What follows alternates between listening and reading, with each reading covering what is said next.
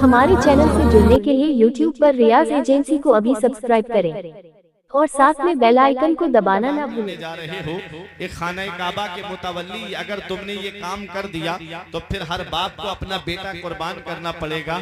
ऐसा करो, थोड़ी दूरी पे एक काहिना औरत रहती है, चलो उसके पास चलते हैं और उससे जाकर के पूछते हैं, वो कोई रास्ता निकालेगी, वो कोई तरीका बताएगी। जब आप अपने बच्चे को लेकर के जब वहां पहुंचे तो उस काहिना औरत का दरवाजा खटखटाया। वो काहिना औरत बाहर निकल करके आई, सर पे चादर नहीं है, डंडे का सहारा लेकर आई। माइक एक सख्त ना कर दीजिएगा आप, मैं बार बार नहीं कहूंगा आपसे माइक के लिए। दुरूद पाक पर अल्लाहुम्मा सल्ली अला मुहम्मद सल्लल्लाहु अलैहि वसल्लम, सलातु व सलाम अलैका या रसूलल्लाह सल्लल्लाहु अलैहि वसल्लम। वो काहिना औरत बाहर निकल करके आई और आने के बाद में कहा, क्या बात है? सरदारे मक्का हजरत अब्दुल मुत्तलिब ने कहा कि मैंने ऐसी मन्नत मानी है, बता कोई तरीका, कोई रास्ता, तू पुरानी किताबें पढ़ी हुई है। तो उस काहिना औरत ने कहा, क्या बेटा दिखा सकते हो? क्या अपने बच्चे का दीदार करा सकते हो? तो हजरत अब्दुल मुत्तलिब ने कहा, हाँ क्यों नहीं। हजरत अब्दुल्ला को सामने किया। वो काहिना औरत हजरत अब्दुल्ला की पेशानी को देखने लगी और घर के अंदर गई, चादर ओढ़ के आई, पर्दे के साथ में आई और हजरत अब्दुल मुत्तलिब से कहती है, अब्दुल मुत्तलिब वापस चले जाओ, अपने इस बेटे को वापस ले जाओ। दुनिया में कोई ऐसी तलवार बनी ही नहीं है जो हजरत अब्दुल्ला की गर्दन को काट दे।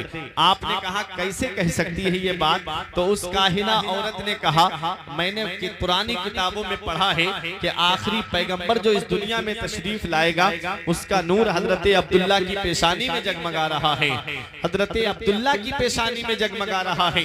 तो उसने ये जब ये कहा तो हजरत अब्दुल मुत्तलिब अपने बेटे को वापस लेकर के आ गए। जिस दिन उस काहिना औरत ने कहा कि आखिरी पैगंबर का नूर इनकी पेशानी में जगमगा रहा है और इनके जरिए वो आखिरी पैगंबर दुनिया में आएगा, यहूद और नसारा तभी से दुश्मन हो गए और वो इस ताक में लगे रहते थे कि अगर वो आखिरी पैगंबर इस दुनिया में आ गया तो वो खातमुन नबीयीन है, उनके बाद कोई नबी नहीं आएगा, उनके बाद कोई रसूल नहीं आएगा, उनके बाद कोई पैगंबर नहीं आएगा।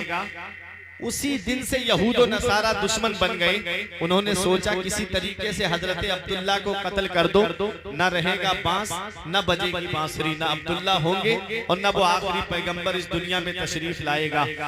70 यहूदियों ने जंगल में हजरत अब्दुल्ला को घेर लिया, बीच गोल दायरे में लिया हजरत अब्दुल्ला को, तलवार लेकर के हजरत अब्दुल्ला की तरफ बढ़े। आपने पूछा, तुम लोग मुझे क्यों कत्ल करना चाहते हो? तो यहूदियों ने कहा कि हम तुमको कत्ल करके उस आखिरी पैगंबर को इस दुनिया में आने देना नहीं चाहते। तो आप मुस्कुरा के फरमाते हैं, तुम लोग खुदा से लड़ाई करना चाहते हो, तुम लोग खुदा से जंग लड़ना चाहते हो। कहा कैसे? कहा कि रब चाहता है उसका महबूब दुनिया में आए और तुम चाहते हो उसका महबूब दुनिया में ना आए, तो तुम लोग खुदा से लड़ाई करना चाहते हो। शायर पुकार के कहता है, फानूस बन के जिसकी हिफाजत हवा करे, वो शम्मा क्या बुझे जिसे रोशन खुदा करे। नूरे हक इस्लाम है उसको बुझा सकता है कौन, जिसका हामी हो खुदा उसको मिटा सकता है कौन। हजरत अब्दुल्ला की तरफ जब तलवार लेकर के बढ़े, थोड़ी दूरी पर आपके कबीले के एक और थे जिनका नाम तारीख में वहाब बिन अब्द मुनाफ मिलता है। जब वहाब बिन अब्द मुनाफ ने देखा कि ये मेरे कबीले का नौजवान है और ये यहूदी इसको कत्ल करना चाहते हैं, आपने कहा कि मैंने सोचा लाओ आवाज लगाऊं हजरत अब्दुल्ला को ताकि यहूदी समझ जाएं कि मैं भी उनके साथ हूं। कहते हैं जैसे ही मैंने आवाज देना चाही, ऐसा लगा जैसे किसी ने मेरी गर्दन पकड़ ली हो, मेरी आवाज ही बाहर नहीं निकली। कहते हैं मैंने सोचा पत्थर उठा करके फेंकूं ताकि पता चल जाए कि मैं भी इनके साथ में हूं। कहते हैं पत्थर उठाना चाहा तो पत्थर जमीन से चिपक गया, मैं पत्थर को नहीं उठा पाया। कहते मैंने सोचा लाओ चल के मदद कर दूं। कहते मेरे कदम जमीन से चिपक गए, मैं चल भी नहीं पाया। हजरत अब्दुल्ला कुछ 70 यहूदी तलवार लेकर के आगे बढ़ते हैं। तारीख बताती है आसमान से एक फरिश्तों की जमात उतरी और पलक झपकने से पहले उन 70 यहूदियों को कत्ल कर दिया जाता है और हजरत अब्दुल्ला अपने घर पे आ जाते हैं। वहाब बिन अब्दे मुनाफ अपने घर पे आ जाते हैं। अब बहुत गौर से सुनिएगा, वहाब बिन अब्दे मुनाफ ने अपने कबीले वालों को इकट्ठा किया, अपने घर वालों को इकट्ठा किया और उसके बाद कहा, लोगों मेरी बेटी आमिना जवान है और अब्दुल मुत्तलिब के बेटे अब्दुल्ला जवान है, मैं चाहता हूँ मेरी बेटी का निकाह अब्दुल्ला के साथ में हो जाए। तो कबीले के लोग ये कह के हंस के चलने लगे, तू चंद बकरियों का मालिक, वो हजारों बकरियों के मालिक, वो खाना काबा के मुतवल्ली का बेटा, वो सरदार कुरैश का बेटा, तुम इतने बड़े घर से रिश्ता जोड़ने की बात कर रहे हो। वहाब बिन अब्दे मुनाफ ने कहा, हाँ हाँ मैं मानता हूँ मैं गरीब हूँ, मैं इसलिए जाऊंगा उनके घर पर अपनी बेटी का रिश्ता लेकर के कि अब कयामत के दिन अब्दुल मुत्तलिब के बेटे का हाथ मांगने वालों में मेरा भी तो नाम आ जाएगा, इसलिए मैं जाऊंगा उनके घर पे। सुबह के वक्त पहुंचे, दरवाजा खटखटाया, हजरत अब्दुल मुत्तलिब ने दरवाजा खोला, क्या बात है, कैसे आना हुआ? कहा मैं कुछ मांगने आया हूँ। आपने सीने से लगा के फरमाया, हम ठीक दरवाजे पे खड़ा करके नहीं देते हैं, आओ अंदर आकर के बैठो। जब वहाब बिन अब्दे मुनाफ अंदर बैठे, पूछा बताओ क्या मांगने आए हो? कहते हैं मेरी बेटी के लिए मैं आपके बेटे का रिश्ता मांगने के लिए आया हूँ। इतना सुनना था, हजरत अब्दुल मुत्तलिब कहते हैं, क्या तुम अपनी बेटी का नाम बता सकते हो? तुम्हारी बेटी का नाम क्या है? कहा मेरी बेटी का नाम आमिना है। हजरत अब्दुल मुत्तलिब आमिना नाम पे गौर करने लगे। आमिना अमन से बना है, जिसके माना आते हैं चैन देने वाली, जिसके माना आते हैं सुकून देने वाली, जिसके माना आते हैं आराम पहुंचाने वाली। हजरत अब्दुल मुत्तलिब माना पे गौर करने लगे। बहू का नाम आमिना, बेटे का नाम अब्दुल्ला। इनसे जो बेटा दुनिया में आएगा वो दुनिया को चैन देता हुआ आएगा, वो दुनिया को सुकून पहुंचाता हुआ आएगा, वो दुनिया को आराम पहुंचाता हुआ आएगा। हजरत अब्दुल मुत्तलिब फरमाते हैं, जाओ मुझे ये रिश्ता मंजूर है। तारीख तय हो जाती है, बारात किस दिन आनी है वो बात भी तय हो जाती है। हजरत अब्दुल मुत्तलिब कहते हैं, जाओ तैयारियां करो। अल्लाह अकबर। यहाँ पहुंच करके मैं एक बात आपको बताना चाहता हूँ, ये एक शादी है जो मक्के में होने जा रही है। सिर्फ हजरत अब्दुल मुत्तलिब ने नाम पूछा था कि तुम अपनी बेटी का नाम बताओ, तुम्हारी बेटी का नाम क्या है? उन्होंने नाम बताया, कहा मुझे ये रिश्ता मंजूर है। कभी आपने देखा है कि हमारे यहाँ की शादियों का क्या हाल है? हमारे यहाँ की शादियाँ 5-5 महीने तक रिश्ते चलते हैं, 6-6 महीने तक रिश्ते चलते हैं, 1-1 साल तक रिश्ते चलते हैं। और हाल क्या होता है, कभी लड़के की बहन देखने जा रही है, कभी लड़के का बहनोई देखने जा रहा है, कभी लड़के का भाई लड़की को देखने जा रहा है। ये हाल है। और उस गरीब के घर पे जाकर के खर्चा कराया जाता है और फिर बात यहाँ तक पहुँचती है कि उस गरीब से कह दिया जाता है, लड़के की बहन को लड़की पसंद नहीं आई, या लड़के का बहनोई कह रहा है मेरे साले का जोड़ नहीं है। एक बात जरा अपने दिल पे हाथ रख करके मुझे बताओ, जब उस घर से रिश्ता जोड़ना नहीं था तो क्यों उस गरीब के घर पे खर्चा कराया? जब उस घर से रिश्ता जोड़ना नहीं था, जब उस लड़के का जोड़ नहीं था तो क्यों उस गरीब के घर पे जाकर के खाते पीते रहे? वो रिक्शा चलाने वाला गरीब, मेहनत मजदूरी करके बच्चों का पेट पालने वाला गरीब, अपने घर में पैसे थोड़े से जमा करने वाला गरीब, कहां से इतना पैसा लेकर के आए? जो आज हालात इतने बद से बदतर होते जा रहे हैं, हमारी शादियां ऐसी होती जा रही हैं कि हमारे यहाँ की शादियां देखो तो अफसोस होता है, लगता ही नहीं है कि ये एक मुसलमान की शादी है। शादी का मौका आता है, अल्लाह ने बेटा दिया है, अल्लाह ने नूरे नजर दिया है, अल्लाह ने चश्मो चराग दिया है, अल्लाह का शुक्र अदा करते। लेकिन हुआ क्या, उस बेटे की शादी का जब वक्त आता है तो किस्म किस्म की बातें अंगड़ाइयां देने लगती है। कोई कहता है कि इसकी शादी में डांस पार्टी आनी चाहिए, कोई कहता है बैंड के साथ में इसकी शादी जाना चाहिए।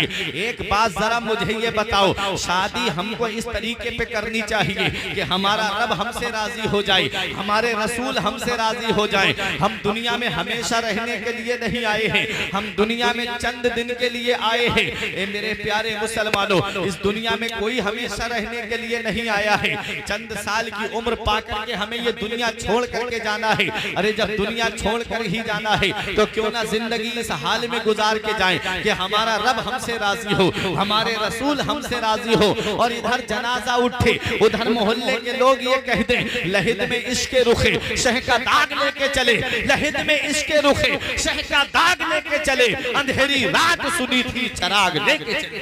नारे तकबीर, नारे रिसालत, मसलके आला हजरत, अज़मते मुस्तफा, नारे तकबीर, नारे रिसालत। आज हमारे यहाँ के हालात खराब हो गए। हम भूल गए कि हमें मरने के बाद कब्र में भी जाना है। हम उस कब्र की काली कोठरी को भूल गए, हम उस कब्र की तारीकी को भूल गए, हम कब्र के अंदर कीड़े मकोड़े हैं उनको भूल गए, हम कब्र की तंगी को हम भूल गए, हम कब्र की सख्ती को भूल गए। अभी तुमने देखा नहीं, चंद साल गुजरे कोरोना को गए हुए, अभी 3 साल का अरसा गुजरा होगा। तुमने देखा नहीं कैसे हालात बन गए थे, इंसान घरों के अंदर कैद हो गया था, रोड पर कुत्ते घूमते हुए नजर आ रहे थे, एयरपोर्ट और स्टेशनों पे कुत्ते और बिल्लियों की आवाजें आ रही थी, इंसान घरों के अंदर बैठा हुआ था। इंसान कभी सोचता है कि ये लॉकडाउन क्यों लगा था, इसमें भी अल्लाह की बहुत बड़ी हिकमत थी। इंसान बहाने बनाता है कि आज मेरे पास नमाज पढ़ने के लिए टाइम नहीं है, मैं दुकान पे बैठा रहता हूँ, मैं कारोबार में लगा रहता हूँ, मैं अपने खेतों पे काम करता हूँ, मैं अपने मार्केट में काम करता हूँ, मेरे पास वक्त नहीं कि मैं अल्लाह की इबादत करूं, मेरे पास वक्त नहीं कि मैं नमाज पढ़ने के लिए जाऊं। अल्लाह ने 24 घंटे घर के अंदर रख करके बता दिया कि अब तो अल्लाह की इबादत कर लो, अब तो तुम्हारी दुकान भी बंद है, अब तो तुम्हारी मार्केट भी बंद है, अब तो तुम्हारा कारोबार भी बंद है, अब तो 24 घंटे घर के अंदर बैठे हुए हो, अब तो अपने रब को याद कर लो, अब तो अपने अल्लाह को याद कर लो, अब तो अल्लाह की इबादत कर लो। लेकिन हमने उस लॉकडाउन को भी किसी ने लूडो खेल करके गुजारा, किसी ने उर्तुगुल गाजी देख करके गुजारा, किसी ने फिल्में देख करके गुजारी। कभी दिल में ये ख्याल नहीं आया कि हमारे घर में 10-12 लोगों की फैमिली, कभी दिल में ये ख्याल नहीं आया कि सब लोग उठ करके कुरान की तिलावत कर ले, कभी दिल में ये ख्याल नहीं आता कि सब लोग फजर की नमाज अदा करें और फजर की नमाज के बाद में कुरान की तिलावत कर ले। वही हर वक्त फिल्मों की बातें, वही हर वक्त गानों की बातें। एक बात याद रखना नौजवानों, ऐसे ऐसे कुफरिया गाने चल रहे हैं कि उन गानों पर अगर एतकाद आदमी रख ले और उन्हें खुश दिली से इंसान गाए और उस पर उसका अकीदा भी हो जाए तो समझ लो उसका ईमान चला जाएगा।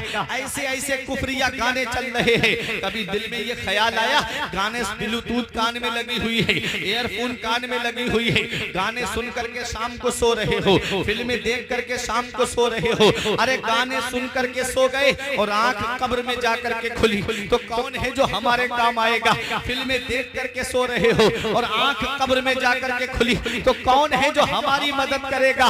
इतना याद रखना टिकान पुरवा के जिंदा दिल मुसलमानों, अपना रिश्ता नबी की बारगाह से मजबूत कर लो। जहां बेटा बाप के काम नहीं आता है, जहां बाप बेटे के काम नहीं आता है, जहां इंसान इंसान के काम नहीं आता है, जहां रिश्तेदार रिश्तेदार के काम नहीं आते हैं, जहां पड़ोसी पड़ोसी के काम नहीं आते हैं, अरे जहां घर वाले घर वालों के काम नहीं आते हैं, वहां अंधेरी काली कोठरी में मदीने वाले मुस्तफा अपने आशिकों के काम आते हैं। इसलिए नबी की बारगाह से अपना रिश्ता मजबूत कर लो कि जब कब्र में आका तशरीफ लाए तो मदीने वाले मुस्तफा हमारा चेहरा देख करके नबी मुस्कुरा के फरमा दे, फरिश्तों कब्र में देखो मेरा गुलाम आया है, कब्र में देखो मेरा आशिक आया है। नारे तकबीर, नारे रिसालत, मसलके आला हजरत, अज़मते मुस्तफा, नारे तकबीर, नारे रिसालत। लेकिन हुआ क्या? आज हमारे चेहरे देखो तो हमारे चेहरे इस्लामी नहीं लगते, हमारा लिबास देखो तो हमारा लिबास इस्लामी नहीं लगता। बस हर वक्त कोई इलेक्शन की बातें कर रहा है, कोई फिल्मों की बातें कर रहा है, कोई गानों की बातें कर रहा है।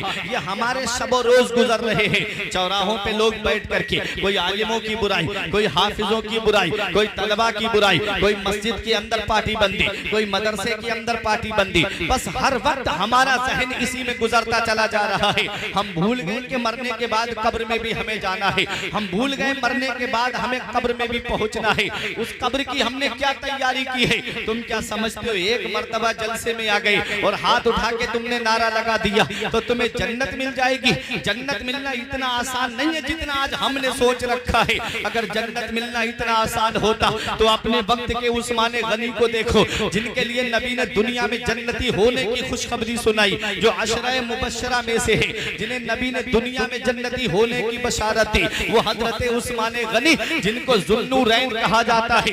नबी की 2 शहजादियां उनके निकाह में आई है और नबी के फरमाते हैं अल्लाह ताला मुझे 40 बेटियां भी अता फरमाता और यके बाद दीगर उस्मान के निकाह में देना पड़ती तो मैं उस्मान के निकाह में दे देता। वो हजरत उस्मान गनी जिन्होंने ग़ज़वा तबूक के मौके पे जब अपना माल राहे खुदा में खर्च किया तो मेरे आका ने हाथ उठा के दुआ की। नबी फरमाते हैं, अर्ज करते हैं मौला आज के बाद मेरा उस्मान नफल ना भी पड़े तब भी उससे कोई मुआखजा ना हो। वो हजरत उस्मान गनी नमाजों का सवाब जिनके पास है, रोजों का सवाब जिनके पास है, हज का सवाब जिनके पास है, ज़कात का सवाब जिनके पास है, सदका व खैरात का सवाब जिनके पास है, वो हजरत उस्मान गनी जिन्हें दुनिया में जन्नती होने की बशारत मिली है। जरा उनका खौफ खुदा देखिए, जब जब कब्रिस्तान के करीब से गुजरते खड़े होके इतना रोते आंखों से आंसू बरसने लगते। लोग देखने वाले देख के कहते हुजूर आप तो बख्शे बख्शाए हो, आप इतना क्यों रोते हो? तो हजरत उस्मान गनी कहते हैं ये कब्र दुनिया की मंजिलों में सबसे आखिरी मंजिल है और आखिरत की मंजिलों में सबसे पहली मंजिल है। अगर इंसान कब्र के सवालों के जवाब में पास हो गया तो आगे उसके लिए आसानियां हैं और अगर कब्र के सवालों के जवाब में फंस गया तो आगे उसके लिए बड़ी मुश्किलों का सामना है। मेरा इमाम पुकार के कहता है उनको रहम आए तो आए वरना वो कड़ी मार है क्या होना है, छुप के लोगों से किए जिसके गुनाह वो खबरदार है क्या होना है। कल तो दीदार का दिन है और यहाँ आंख बेकार है क्या होना है। हाय बिगड़ी तो कहाँ आकर नाव ऐन मझधार है क्या होना है। साथ जिनके थे यहाँ लश्कर और फौजो सिपाह बेकसाना कब्र के अंदर अकेले चल बसे, एक साथ भी ना ठहरे। वादा जिनका आ गया जी के जी में रह गए, अरमान सारे चल बसे। अरे घमंड किस बात पे है, तकब्बुर किस बात पे है। बड़ी बड़ी दौलत वाले आए, बड़े बड़े पैसे वाले आए, बड़ी बड़ी हुकूमत की कुर्सी पे हुकूमत करने वाले आए, बड़े बड़े सेहतमंद आए, लंबी लंबी उम्र पाने वाले आए। तुमने देखा नहीं फिरौन को दरियाए कुलज़ुम में रब ने डिबो के मार दिया, नमरूद को लंगड़े मच्छर ने मार दिया, शद्दाद अपनी बनाई हुई मसनूई जन्नत तक ना देख सका, हामान को रब ने कैसे दुनिया से हिला कर दिया, कारून को उसके खजाने के साथ रब ने जमीन में धसा दिया, अबू जहल को छोटे छोटे बच्चों ने मारा, यजीद दर्द कौलेंज से दुनिया से चला गया। तुम इनका अंजाम नहीं देखते, घमंड किस बात पे है। कभी दौलत पे घमंड आने लगे, कभी पैसे पे तकब्बुर होने लगे, कभी बेटों की नौकरी पे घमंड आने लगे, कभी खुद की सेहत पे तकब्बुर होने लगे। तो एक चक्कर कब्रिस्तान का लगा लिया करो, वहां तुमसे ज्यादा दौलत वाले लेते हैं, वहां तुमसे ज्यादा पैसे वाले लेते हैं, वहां तुमसे ज्यादा सरमाए वाले लेते हैं। वो जिनकी नाक पे कभी मक्खी नहीं बैठती थी आज उनके जिस्म को मिट्टी ने गला सड़ा करके एक तरफ कर दिया। घमंड किस बात पे है? अरे जिंदगी इस हाल में गुजार करके जाओ कि तुम्हारा रब तुमसे राजी हो जाए, तुम्हारे रसूल तुमसे राजी हो जाए।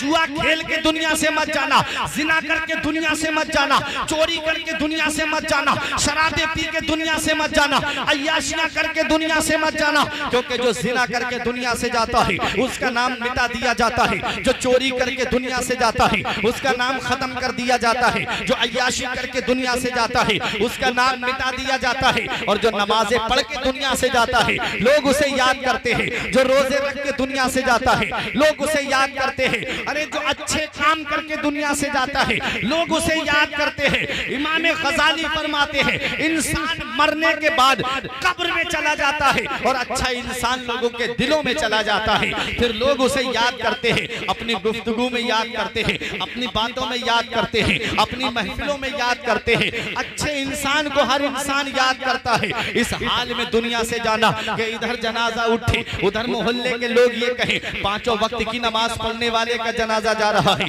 इधर जनाजा उठे, उधर मोहल्ले के लोग ये कहें। लोग गाने सुनते थे, फिल्में देखते थे, उससे अपने दिल बहलाते थे। ये कुरान की तिलावत सुन करके दिल बहलाता था, ये कुरान पढ़ करके दिल बहलाता जाता था, ये उसका जनाजा जा रहा है। जब इस हाल में दुनिया से जाओगे तो तुम्हारा रब भी तुमसे राजी हो जाएगा, तुम्हारे रसूल भी तुमसे राजी हो जाएंगे, और अल्लाह हमसे राजी हो गया, रसूल हमसे राजी हो गए। जब तक दुनिया में रहोगे तब भी आराम से रहोगे, और मरने के बाद कब्र में भी चैन सुकून से रहोगे। नारे तकबीर, नारे रिसालत, मसलके आला हजरत सरकार की आमद, दिलदार की आमद, कायनात की आमद, नारे रिसालत, अल्लामा फारूक रज़ी साहब कबला, नारे तकबीर। हम दुनिया में चंद दिन के लिए आए, हम दुनिया में चंद दिन के लिए आए हैं। ये दुनिया छोड़ करके हमको जाना है, और जल्दी ये दुनिया हमको छोड़ करके जाना है। मैंने खुद अपनी आंखों से कोरोना काल में एक एक घर में 3-3 जनाजे रखे हुए देखे थे। ऐसा दौर जो पहली लहर में बच गए वो दूसरी में निकल गए, और दूसरी लहर तो ऐसी आई थी कि लोग ऑक्सीजन के लिए लाखों रुपये हथेली पे रख करके फिर रहे थे कि कहीं सिलेंडर मिल जाए, हमारे अजीज को ऑक्सीजन चढ़ जाए, उसकी जान बच जाए। पैसे वाले, दौलत वाले पूरा हॉस्पिटल खरीद सकते हैं, लेकिन उन्हें हॉस्पिटल में बेड तक नसीब नहीं हुआ। इन्ना बत्शा रब्बिका लशदीद, तेरे रब की पकड़ बहुत सख्त है। जब अल्लाह पकड़ता है तो कोई छुड़ाने वाला नहीं मिलता, इसलिए उस रब की पकड़ से डरना चाहिए। शादी करो तो ऐसी करो सादगी के साथ, जैसे अली का अक्द हुआ फातिमा के साथ। आज हमारे यहाँ की शादियों के तरीके बदल गए, आज हमारे यहाँ की शादियों के रिवाज बदल गए।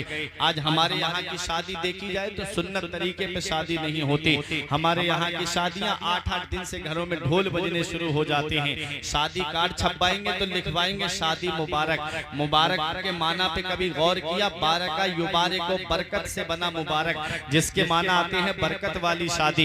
ऐसी शादी जिसमें बरकत हो, ऐसी शादी जिसमें बरकत नाजिल हो। बताओ, जिसमें 8 दिन से घर में ढोल बज रहा हो, उस शादी में बरकत कहाँ से होगी? जिस शादी में डांस पार्टी नाचे, बताओ उस शादी में बरकत कहाँ से होगी? जिस शादी में डांस पार्टी आए और जिसमें बैंड बजे, बताओ उसमें बरकत कहाँ से होगी? जिन शादियों में आधी आधी आस्तीन के कपड़े पहन करके बहू बेटियां बेपर्दा घूमती नजर आए, बताओ उस शादी में बरकत कहाँ से होगी?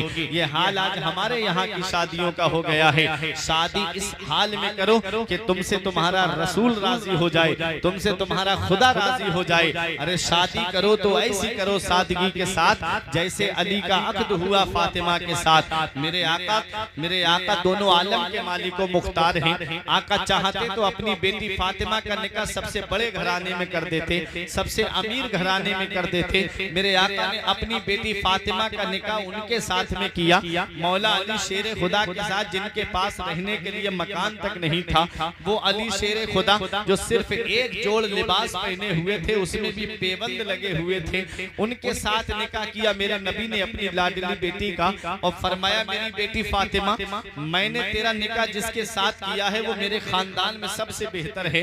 बेटी, मैंने अपने खानदान में सबसे बेहतर के साथ तेरा निकाह किया है। वो हजरत मौला अली शेर खुदा है। हजरत फातिमा तो ज़हरा रज़ी अल्लाह ताला अन्हा के लिए जब हजरत अबू बकर सिद्दीक ने कहा, आका मैं जहेज जमा कर दूं, तो आका की आंखों में आंसू आ गए। आका रो के फरमाते हैं, अबू बकर, मैं अपनी बेटी को जहेज दूंगा तो मेरी उम्मत के उन गरीबों का क्या होगा जिनके घर में कई कई बेटियां जवान होंगी? वो अपने घर में कहां से इतना जहेज इकट्ठा करेंगे? वो कहां से अपनी बेटियों के लिए जहेज जमा कर पाएंगे? अल्लाह अकबर। वो मेरा नबी हम गरीबों से कितनी मोहब्बत फरमाता है, वो मेरा नबी हम गरीबों से कितना प्यार फरमाता है। वो मेरा नबी हम गरीबों को जब पैदा हुआ तो नहीं भूला। मेरे आका जब मेराज को तशरीफ ले जा रहे थे तो हमको नहीं भूले। आका जब इस दुनिया ज़ाहिरी से तशरीफ ले गए, जब कब्र अनवर में उतारा गया, तब नबी हम गुनाहगारों को नहीं भूले। आला हज़रत पुकार के कहते, जो ना भूला आज तक हम गरीबों को रजा, याद उसकी अपनी आदत कीजिए। अल्लाह अकबर। वो नबी जो हर वक्त हमको याद कर रहे हैं, आज ये उम्मत उस नबी को भूल गई। आज इस उम्मत ने उस नबी को फरामोश कर दिया। अल्लाह अकबर। जो कौम नबी के जिक्र की महफिल में 2-3 घंटे नहीं बैठ सकती, वो क्या नबी के नाम पे गर्दन कटाएगी? सिर्फ जुबानी हमारा दावा है कि हम नबी से मोहब्बत करते हैं, हम नबी से प्यार करते हैं। अरे नबी के आशिक ऐसे नहीं होते, नबी के दीवाने ऐसे नहीं होते। नबी के आशिक तो वो थे जो चल न सकते थे, अगर जंग में अड़ जाते थे, पांव शेरों के भी मैदान से उखड़ जाते थे, हक से फिरा कोई तो बिगड़ जाते थे। एक तो क्या चीज है, हम तोपों से लड़ जाते थे। वो नबी के आशिक थे। 313 थे तो 1000 को धूल चटा दी, 1000 थे तो 10,000 को धूल चटा दी। जंगे यरमुक में सिर्फ 60 मुसलमान थे, 60,000 को धूल चटा दी। नबी के आशिक ऐसे होते हैं जो नबी के नाम पे जो जुबान से कहते हैं वो करके भी दिखाते हैं। जो कौम आज नबी के फरमान पर अमल करते हुए मस्जिद तक ना जा सके, वो क्या नबी के नाम पे गर्दन कटाएगी? जो अपना सर रब की बारगाह में ना झुका सके, वो क्या रब के नाम पे गर्दन कटाएगी? ये सिर्फ झूठा दावा है, झूठी है मोहब्बत तेरी। इतना याद रखना प्यारे मुसलमानों, जिंदगी इस हाल में गुजार करके जाओ कि शरीयत मुतहरा पे अमल करके दुनिया से जाना, नबी की सुन्नतों पे अमल करके दुनिया से जाना।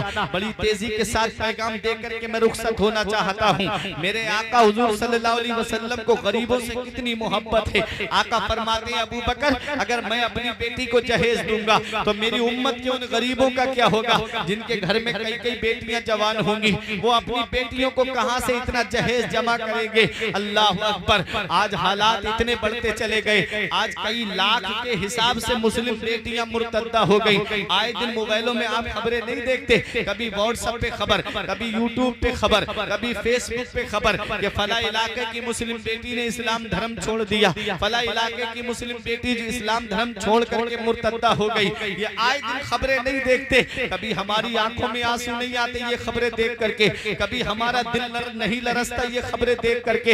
इतना याद रखना प्यारे मुसलमानों, वो बेटियां जो अपने बिस्तरों पे सिसकती होंगी, वो मुस्लिम बेटियां जो अपने बिस्तरों पे रोती होंगी, जिनके बाप के पास इतना पैसा नहीं, जिनके बाप के पास इतनी दौलत नहीं, जिनके बाप के पास में इतनी प्रॉपर्टी नहीं जो अपनी बेटियों के हाथ पीले कर सके, वो बेटियां रातों में उठ उठ करके रोती होंगी, मौला काश तूने मेरे बाप को इतनी दौलत दी होती, काश तूने मेरे बाप को इतना पैसा दिया होता, काश तूने मेरे बाप को इतना सरमाया दिया होता कि मेरा बाप मेरे हाथ पीले कर देता।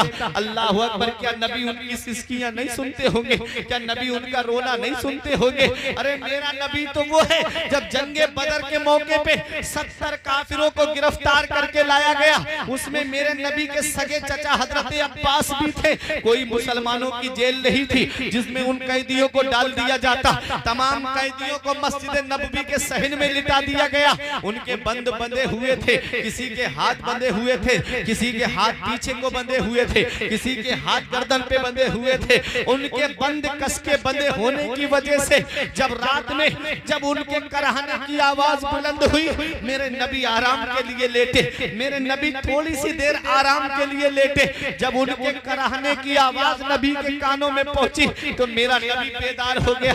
मेरा नबी बाहर तशरीफ लाता है, इरशाद फरमाता है, ए मेरे सहाबा इनके बंद खोल दो, इनके बंद खोल दो, इनके कराहने से मुझे तकलीफ पहुंच रही है, इनके कराहने से मुझे तकलीफ पहुंच रही है। वो मेरा नबी जो काफिरों का कराहना ना देखे, वो मेरा नबी जो काफिरों का रोना ना देखे। बताओ जब मुस्लिम बेटियां बिस्तरों पे रोती होगी तो नबी को कितनी तकलीफ पहुंचती होगी, नबी को कितना रंज पहुंचता होगा।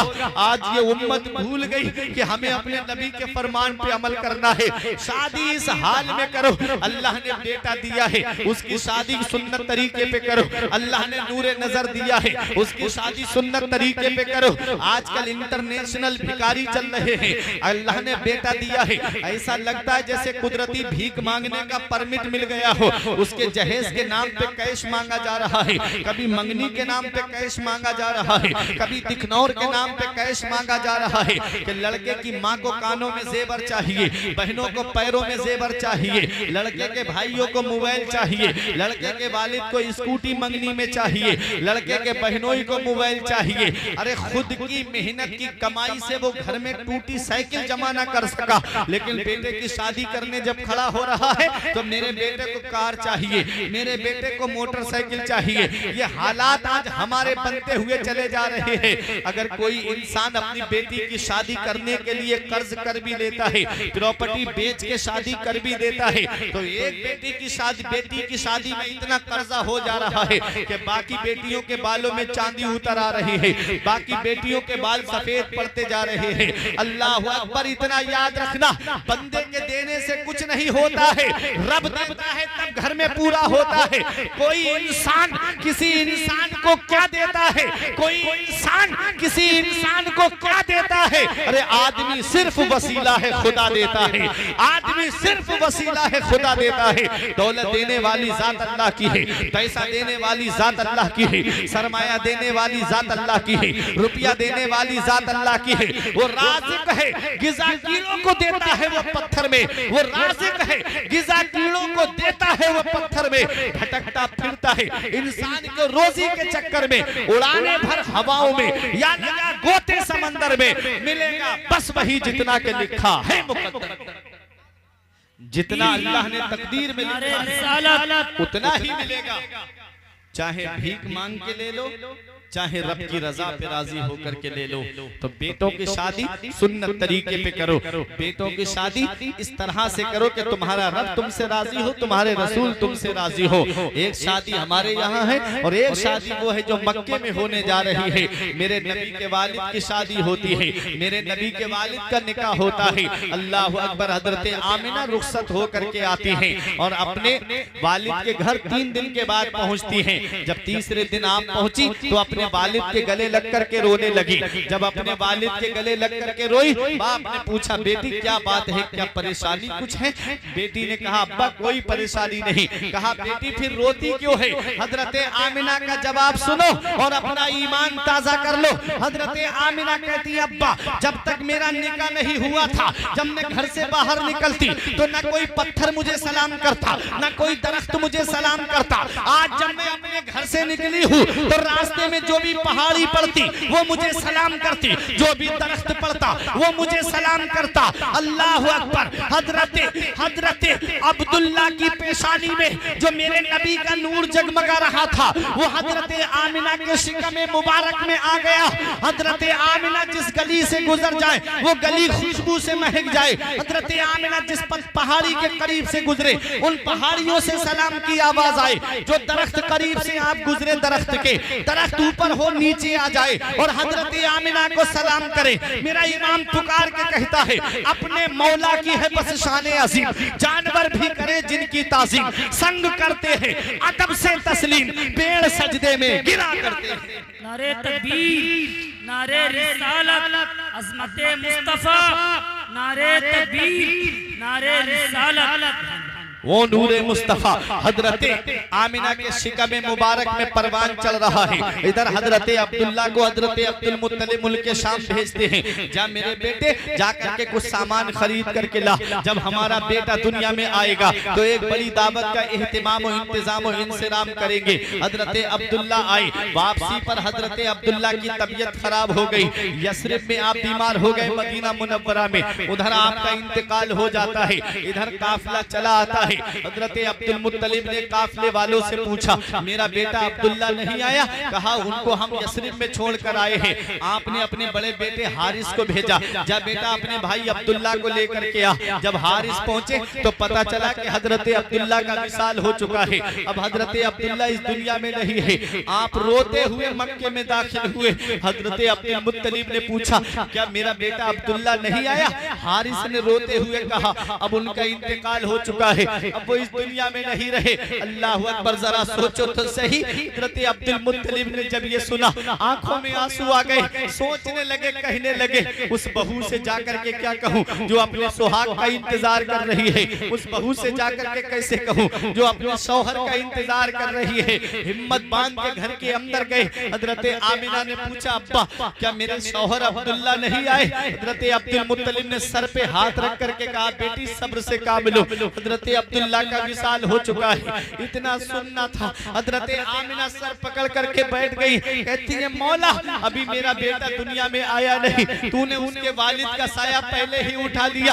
रब की रहमतों ने जवाब दिया, आमिना इसके वालिद का साया हमारी हिकमतों से उठा है। हम दुनिया वालों को दिखाना चाहते हैं जिसे हमने अपना महबूब बनाया है वो किसी का एहसान लेने नहीं आया है, बल्कि सारी कायनात पर एहसान करने के लिए आया है। ये हजरत अब्दुल्ला है, इनका विसाल हो गया। हजरत आमिना अपने शौहर को याद करके रातों में उठ उठ करके रोया करती थी, अपने शौहर को याद करके रोती थी। मेरी माँ बहनें बेटियां प्रोग्राम सुनने आई है, अगर शौहर जिंदा है तो उनकी खिदमत कर लो, अगर शौहर हयात है तो उनकी खिदमत कर लो, वरना जिस दिन शौहर का साया सर से उड़ जाता है उस दिन कोई मोहब्बत की निगाह से देखने वाला नहीं होता। न ससुराल में कोई मोहब्बत की निगाह से देखता है, न कोई मायके में मोहब्बत की निगाह से देखता है। जब तक शौहर का साया सर पे रहता है तो चाहे ससुराल में हो औरत तब भी इज्जत की निगाह से देखी जाती है, मायके में हो तब भी लोग मोहब्बत से बात करते हैं। और अगर वही शौहर का साया सर से उड़ जाए तो चंद दिन मोहब्बत दिखाते हैं लोग, फिर उसके बाद उसकी जिंदगी वही कुसुम कुर्सी का आलम। ईद के दिन बेचारी इंतजार करती है, काश कोई मेरे बच्चों को ईद पर नए कपड़े पहना देता, वही ईद पर इंतजार करती है, काश कोई मेरे बच्चों के लिए खाने पीने का सामान पहुंचा देता। जब तक बच्चों का वालिद जिंदा होता है वो चाहे दूसरों के घरों में काम करे, चाहे दूसरों के खेतों में मजदूरी करे, लेकिन अपने बच्चों को ईद पर नए कपड़े पहनाता है। इसलिए मेरी माँ और बहनों, अगर शौहर जिंदा है तो उनकी खिदमत कर लो, उनसे कोई ऐसी डिमांड न करो जिसको वो पूरा न कर सके। जिस दिन ये साए सर से उठ जाते हैं उस दिन कोई मोहब्बत की निगाह से देखने वाला नहीं होता। हजरत आमिना अपने शौहर को याद करके रातों में उठ उठ करके रोती थी, हजरत अब्दुल्ला को याद करके रोती थी। वो नूर दुनिया में आने वाला है, वो पैगंबर दुनिया में आने वाला है, आसमान जिसका इंतजार कर रहा है, जिसके सदके में हमें पैदा किया गया, वो पैगंबर कब आएगा। जमीन इंतजार कर रही है, जिसके सदके में मुझे बिछाया गया, वो पैगंबर कब आएगा। सूरज इंतजार कर रहा है, जिसके सदके में मुझे चमक मिली, वो पैगंबर कब आएगा। चांद इंतजार कर रहा है, जिसके सदके में मुझे रोशनी मिली, वो पैगंबर कब आएगा। सितारे इंतजार कर रहे हैं, जिसके सदके में हमें सजाया गया, वो पैगंबर कब आएगा। सारी दुनिया की निगाहें मक्के पे टिकी हुई है। ऐ मक्का जमीन तेरी होगी, ए खाने काबा पड़ोस तेरा होगा, ए आमिना के घर घर तू होगा, आमिना की गोद होगी, अब्दुल्ला का मकान होगा, अब्दुल मुत्तलिब का घर होगा।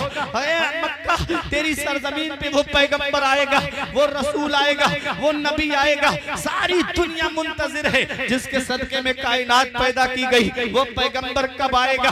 ये वही मक्का है जहां नबी की आमद से पहले जरा जिंदगियां आप देख लीजिए। औरत क्या थी, औरत को पैर की जूती से ज्यादा इज्जत नहीं दी जाती थी। अगर कोई औरत का तस्करा कर देता तो उसको इंसान बहुत बुरी नजर से देखता था। ये वही मक्का है जहां किसी के घर में बेटी पैदा हो जाती तो वो अपने आप को सबसे बड़ा मनहूस समझता था, सबसे बड़ा नहूसत वाला समझता था, और अपनी बेटी को अपने हाथों से जमीन में जिंदा गाड़ देता था। उसकी गर्दन पे पैर रख करके जमीन में जिंदा दबा दिया करता था।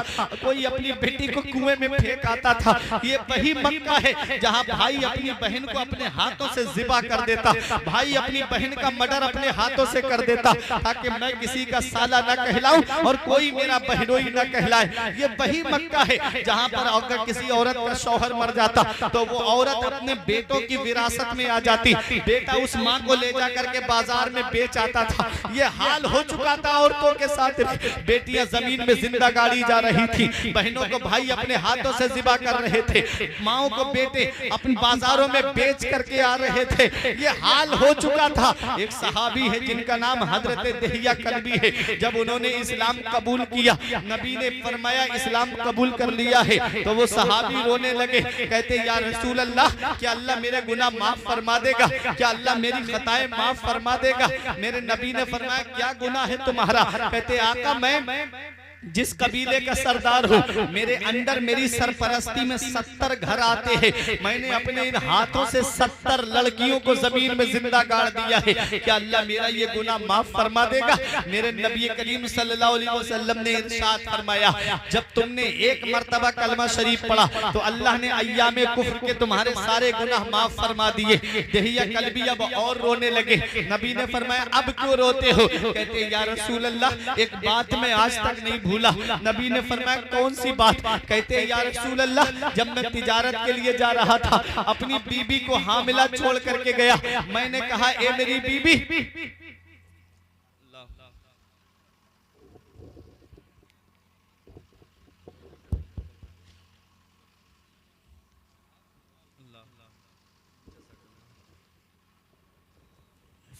नारे तकबीर, नारे रिसालत, मसलके आला हजरत, अज़मते मुस्तफा, नारे तकबीर, नारे रिसालत। मेरे आका हुजूर सल्लल्लाहु अलैहि वसल्लम के सहाबी हजरते दहिया कल्बी रो के कहते, या रसूल अल्लाह, एक बात मैं आज तक नहीं भूला।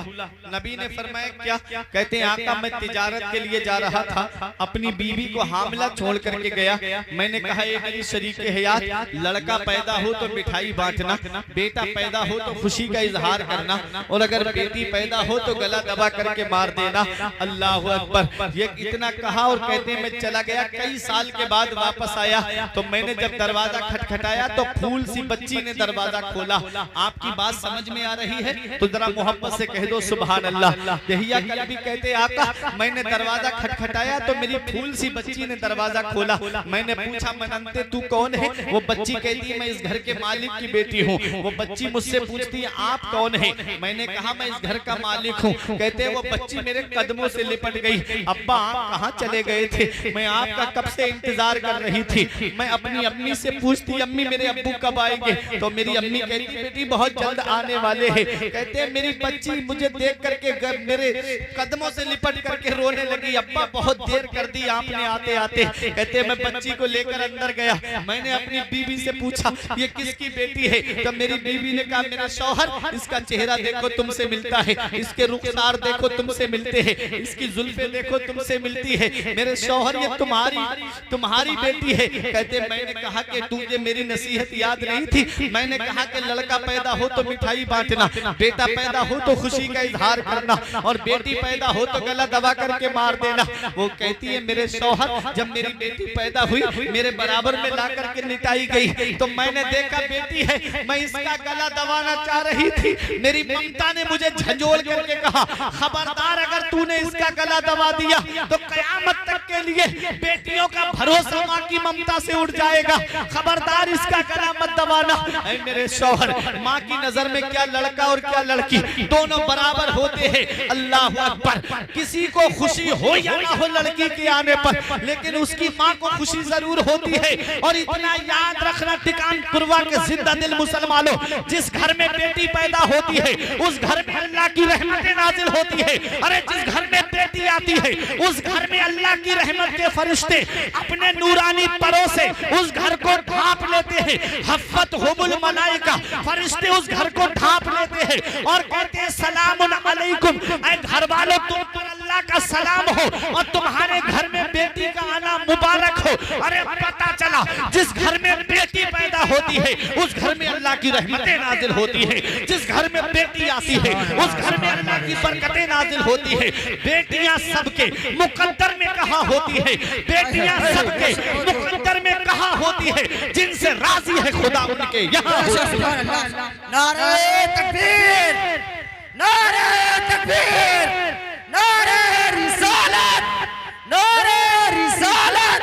सरकार की आमद, सरकार की आमद। नारे तकबीर, नारे रिसालत। सुभान अल्लाह, बहुत माशाअल्लाह। बेटियां सबके मुकद्दर में कहाँ होती है, जिनसे राजी खुदा उनकी यहाँ होती है। अल्लाह अकबर। जुल्मते वक्त में तनवीर बन के आती है, खुशनुमा जीस्त की तहरीर बनकर आती है। बेटियों से जिन्हें नफरत है ये बतला दो उन्हें, बेटियां बाप की तकदीर बन के आती है। बेटियां ज़हमत नहीं है, बेटियां अल्लाह की रहमत है। नबी ने अपनी बेटी फातिमा को गोद में लेके फरमाया, उसी मक्के की सरजमीन पर जहां बेटियां जमीन में जिंदा गाड़ी जाती थी, नबी ने फरमाया फातिमा तो बिदअतुम मिन्नी, फातिमा मेरे जिगर का टुकड़ा है, मेरी बेटी फातिमा मेरे जिगर का टुकड़ा है। ये बेटियों से मोहब्बत करने का पैगाम कौन दे रहा है, ये बेटियों से मोहब्बत करने का सबक कौन दे रहा है, ये बेटियों से प्यार करने का दर्स कौन दे रहा है। जो आज तुम बेटियों से मोहब्बत कर रहे हो, ये सदका है मदीने वाले मुस्तफा का। आज तुम बेटों से प्यार कर रहे हो, ये अतिया है मदीने वाले मुस्तफा का। जो आज बेटा माँ बाप की इज्जत कर रहा है, ये सदका है मदीने वाले मुस्तफा का। वो मदीने वाले मुस्तफा जिन्होंने बेटियों को जमीन में जिंदा दरगोर होने से बचाया, वो मदीने वाले मुस्तफा जिन्होंने माओं की इज्जत को बचाया, वो मदीने वाले मुस्तफा जिसने बेवाओं के सरों पे इज्जत की चादर रखी। क्या था बेवाओं की जिंदगी में, बेवाओं को चिताओं पे जिंदा जलाया जा रहा था। मदीने वाले मुस्तफा ने 25 साल की उम्र में सबसे पहला निकाह जो फरमाया तो कोई 15-16 साल की कुंवारी लड़की से नहीं फरमाया। पूरे मक्के के हर कबीले की लड़की की ये ख्वाहिश थी कि उसका निकाह मोहम्मद सल्लल्लाहु अलैहि वसल्लम से हो जाए। मदीने वाले मुस्तफा ने जब सबसे पहला निकाह फरमाया तो 40 साल की बेवा हजरत खदीजतुल कुबरा से फरमाया। दुनिया हैरान हो के अर्ज करती, या रसूल अल्लाह, हमारे माँ बाप आपकी अजमत में कुर्बान हो। या रसूल अल्लाह, आपके लिए लड़कियों की कमी न थी, आपके लिए कुंवारी लड़कियों की कमी नहीं थी, आपने 40 साल की बेवा हजरत खदीजा से निकाह क्यों फरमाया? तो नबी का किरदार बोल रहा था कि औरों के निकाह में और नबी के निकाह में बहुत बड़ा फर्क है।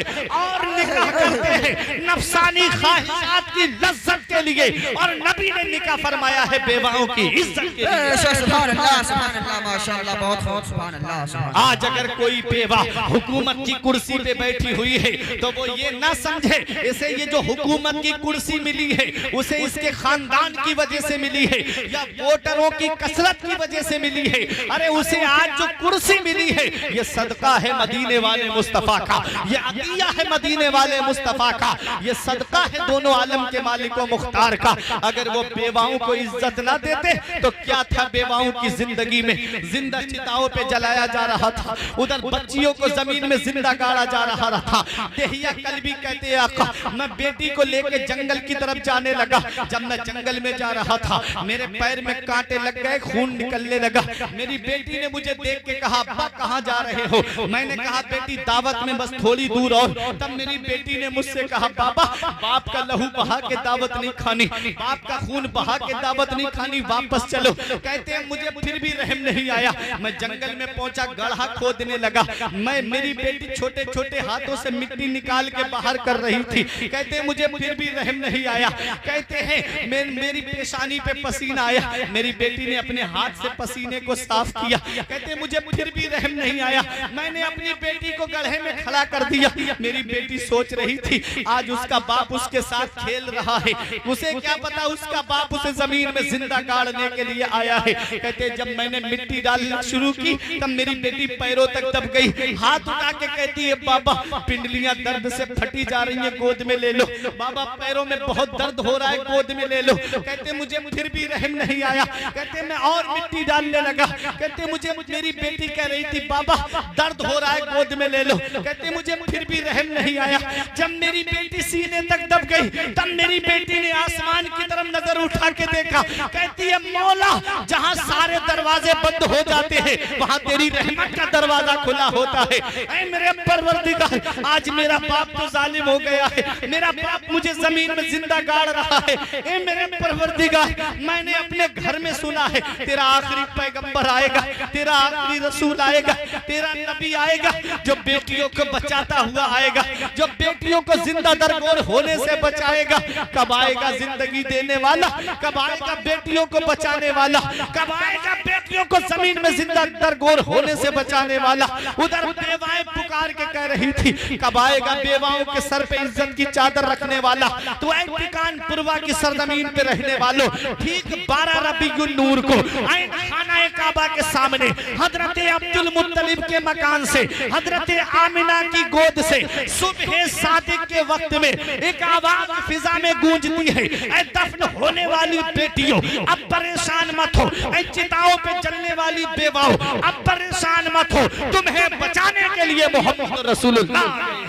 सुभान अल्लाह, नारे तकबीर, नारे तकबीर, नारे रिसालत, नारे रिसालत, अज़मते मुस्तफा, अज़मते मुस्तफा, नारे तकबीर, नारे रिसालत। सुभान अल्लाह, सुभान अल्लाह, माशाअल्लाह। मुस्तफा आए बच्चियां मुस्कुराने लगी, मुस्तफा आए बहनें मुस्कुराने लगी, मुस्तफा आए माएं मुस्कुराने लगी, मुस्तफा आए गुलाम मुस्कुराने लगे, मुस्तफा आए अरे कमजोर मुस्कुराने लगे, मुस्तफा आए यतीम मुस्कुराने लगे। किसी ने यतीमों से पूछा, ऐ यतीमों जब से तुम्हारा बाप मरा तुम्हारे चेहरे पे कभी मुस्कुराहट नहीं आई, आज तुम्हें कौन सी नेमत मिल गई? तो यतीम पुकार के कह रहे थे, हाँ हाँ जब से हमारा बाप मरा हमारी जिंदगी में अंधेरा छा गया, कोई हमारे सर पे दस्ते शफकत रखने वाला नहीं।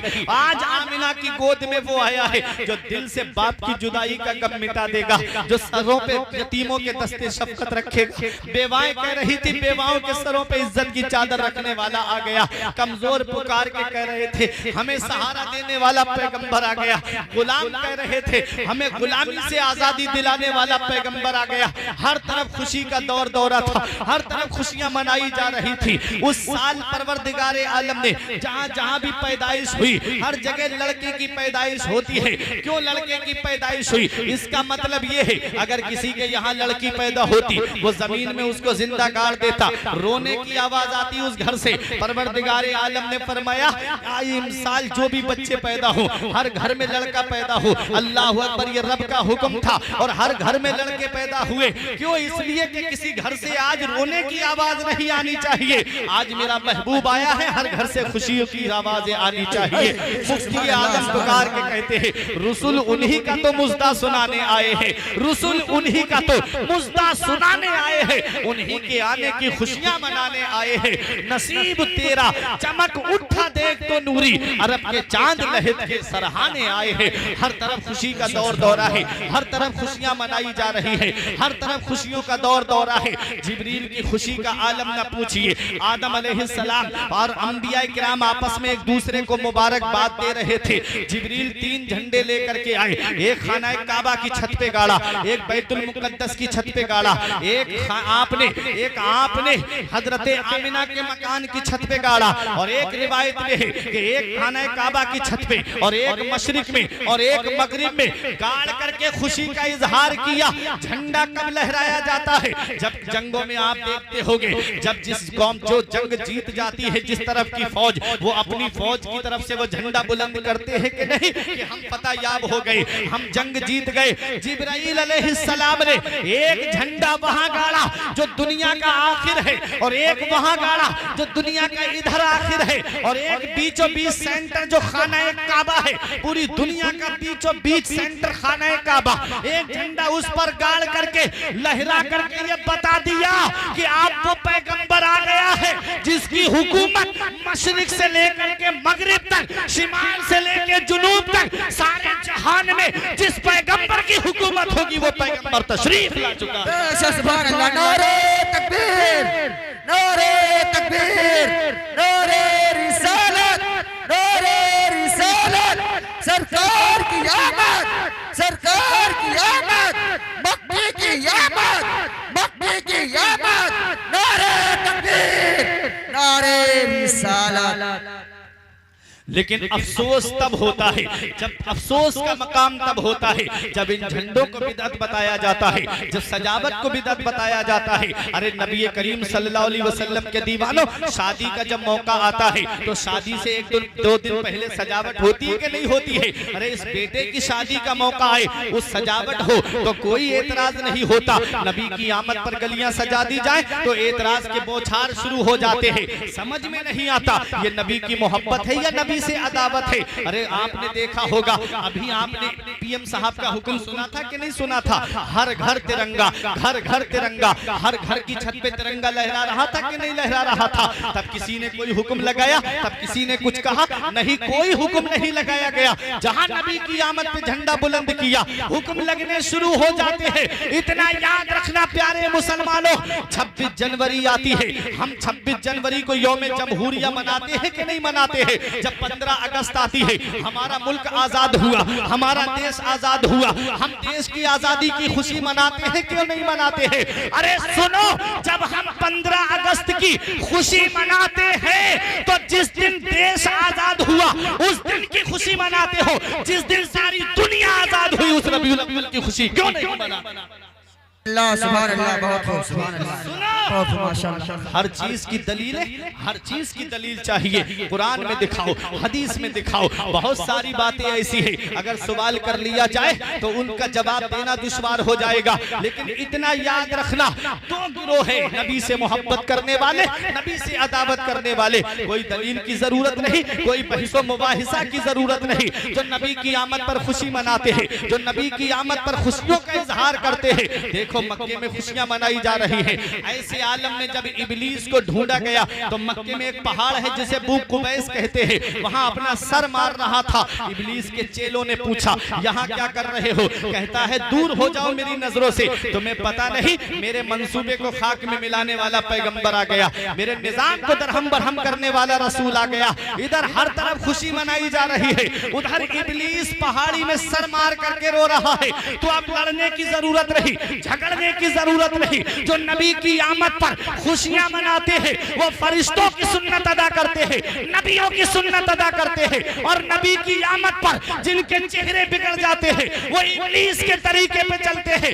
मेरा इमाम पुकार के कहता है, ओ मेरे नबी की आमद पर अपने चेहरे बिगाड़ने वालों, अहमद रजा कयामत तक आशिकों को यही पैगाम देता रहेगा कि हश्र तक डालेंगे हम पैदाइश मौला की धूम, मिसले फारिस नजद के किले गिराते जाएंगे, खाक हो जाए अदू जलकर मगर हम तो रजा, दम में जब तक दम है जिक्र उनका सुनाते। नारे तकबीर, नारे रिसालत, मसलके आला हज़रत, मसलके ताजुश शरिया, नारे तकबीर, नारे नारे का मुझे बहुत सारी बातें कौम तक पहुंचानी है। नबी की आमद हुई, हर तरफ खुशी का दौर दौरा है। लेकिन आओ जरा देखो ये कौन नबी है? ये मेरा वो नबी है जब माँ के शिकम में थे बाप का साया सर से उठ गया, 6 साल के हुए माँ का साया सर से उठ गया, 8 साल के हुए दादा का साया सर से उठ गया। अल्लाह अकबर, खुदाई हैरान है मेरे मौला, जिसे तूने सारे जहान के लिए रहमत बना करके भेजा, उसके साथ में ऐसा मामला। माँ के शिकम में है, बाप का साया उठ गया, 6 साल के हुए माँ का साया उठ गया, 8 साल के हुए दादा दुनिया से चले गए। मौला उनके साथ ऐसा मामला, तो रब की रहमतों ने जवाब दिया, इनके वालिद का साया हमारी हिकमतों से उठा, इनकी माँ का साया हमारी हिकमतों से उठा, इनके दादा का साया हमारी हिकमतों से उठा। अगर इनकी माँ जिंदा होती, अगर इनका बाप जिंदा होता, अगर इनका दादा जिंदा होता, और जब ये मक्के में इस्लाम का परचम बुलंद करते तो बाप कहता, बेटा मेरे दबदबे के साए में तूने इस्लाम का झंडा बुलंद किया। माँ कहती, बेटा मेरी ममता के साए में तूने इस्लाम का परचम बुलंद किया। दादा कहता, बेटा मेरी सितवत के साए में तूने इस्लाम का परचम बुलंद किया। रब ने वो साए पहले ही उठा लिए ताकि दुनिया देख ले, जिसे मैंने अपना महबूब बनाया है उसे किसी के सहारे की जरूरत नहीं है, उसका खुदा उसका सहारा है और वो सारी खुदाई का सहारा। गमज़दों को रज़ा मुज़ददी से के हैं बेकसों का सहारा हमारा। माशाअल्लाह माशाअल्लाह। तकरीर खत्म। मेरे आका हुजूर सल्लल्लाहु अलैहि वसल्लम की उम्र शरीफ जब 6 साल की हुई तो आपकी वालिदा उदास बैठी थी। आमिना, आका तशरीफ लाए, अम्मी क्या बात? हजरत आमिना कहती है, बेटा तुम्हारे वालिद अब्दुल्ला की याद आ रही है, अपने दादा से पूछो क्या हम यसरिब जा सकते हैं? तो आपके दादा ने इजाजत दे दी, जाओ। उम्मे ऐमन को साथ कर दिया, 6 साल की उम्र मेरे आका की है, एक काफिला जा रहा था उसी के साथ कर दिया। जब मकामे अबवा में पहुंचे तो हजरत आमिना की तबीयत खराब हो गई। 6 साल की उम्र मेरे आका की है। मकाम अबवा में पहुंचे तो हजरत आमिना की तबीयत खराब हो गई। कोई आम खातून बीमार नहीं हुई है, कबीले कुरैश की एक मुअज़्ज़ज़ खातून बीमार हुई है। काफिला ठहर गया, काफिला रुक गया, लेकिन तबीयत में कोई सुधार नहीं आया। तो काफिले वाले बोले, आमिना अब हमें इजाजत दे दो, हम जाना चाहते हैं।